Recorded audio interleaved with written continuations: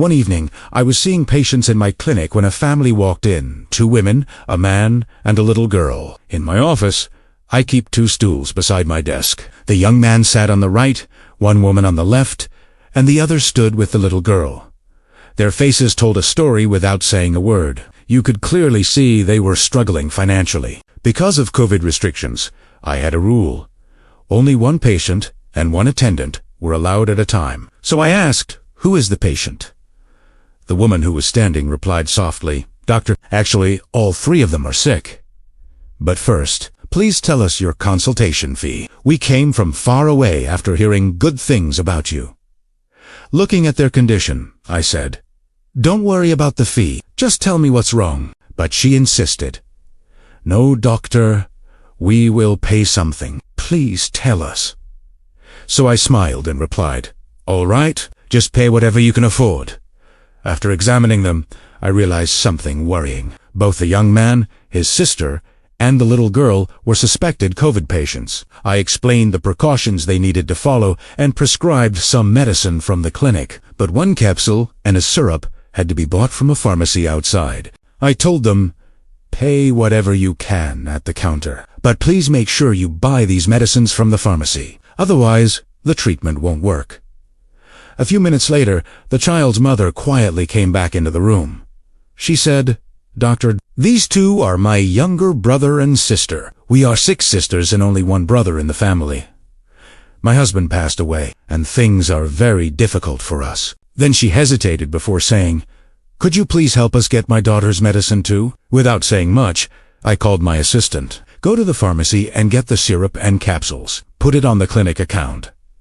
Then I took the little money they tried to give me and used it to buy their medicines for them. They left the clinic with tears in their eyes, thanking me and praying for me again and again. That day was Saturday, so the clinic was unusually busy. By the time I closed, it was almost 2:30 in the morning. My car was in the workshop that week, so I had been commuting on my motorcycle. Right outside my clinic, a fruit vendor named Mike usually sets up his stall. Whenever he gets especially good mangoes, he often sends a box to my clinic. Just as I was leaving, my assistant said, "Dr. Mike left a box of mangoes for you." I placed the box on the fuel tank of my motorcycle and started riding home. My house is about 6 miles away. Everything was going smoothly until I reached near the college area, when suddenly my motorcycle began to jerk. Then it stopped. I realized the problem immediately. I had run out of fuel. I looked around. It was almost 2:30 a.m. The nearby gas station was closed. The streets were quiet and empty. I got off the bike and set the box of mangoes on the side of the road. Just then, 3 motorcycles pulled up nearby. A few young guys stopped beside me. One of them asked, "Hey sir, what happened?" "Out of gas."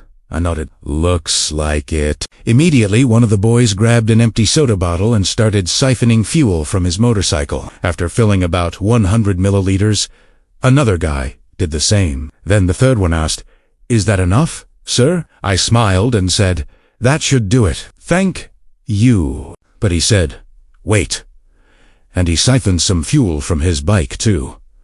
They poured it all into my motorcycle tank. Altogether, they gave me nearly half a liter of fuel, more than enough to get me home safely. As I picked up the box of mangoes and started my bike again, a thought crossed my mind. Sometimes, when you help someone purely for the sake of kindness, life has a strange way of paying you back. Just a few hours earlier, I helped a struggling family without expecting anything in return.